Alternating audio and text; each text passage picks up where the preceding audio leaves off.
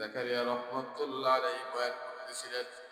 শুধু এতটুকু বললেন, ওয়া আখিরু দাওয়ানা আনিল হামদুলিল্লাহি রাব্বিল আলামিন। এইটুক বললেন, ওয়া আখিরু দাওয়ানা এই পর্যন্ত গেলেন। আনিল হামদুলিল্লাহি রাব্বিল আলামিন বলতে পারেন নাই, দুনিয়া থেকে বিদায় হয়ে গেছেন।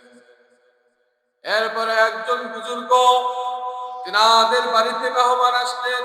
মেহমান আসার পরে বললেন, এই যে তার মেয়ে বলতেছে, আব্বাজান আমাদের বাড়িতে মেহমান আসছেন, আপনি বাজার করে নিয়ে আসুন।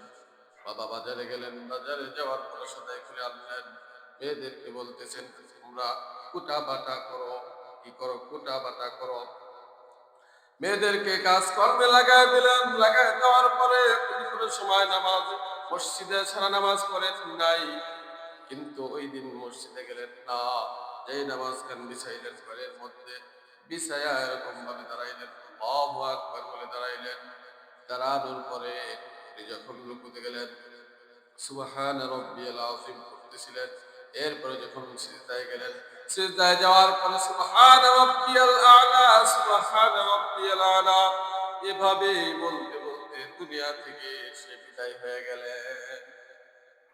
তাই একজন মনে রাখতে হবে যে একজন মুমিনের মৃত্যুটা কেমন হয় আর একজন বেঈমানের মৃত্যুটা কেমন হয়। করোনার সময় আপনারা দেখেছেন, আপনার জুবায়ের আহমদ আনসারী নাম ছিল, ব্রাহ্মণবাড়িয়ার একজন আলেম। ওই সময় মানুষ এক জায়গায় করতে নিষেধ, হওয়া নিষেধ, কিন্তু অল্প টাইমের মধ্যে উনি যখন মারা গেলেন 50,000 লোকের মতো মানুষের সমাগম হয়েছে অল্প টাইমের মধ্যে। পুলিশরাও আশ্চর্য হয়ে গেছেন, এত লোক কোথা থেকে আসলো।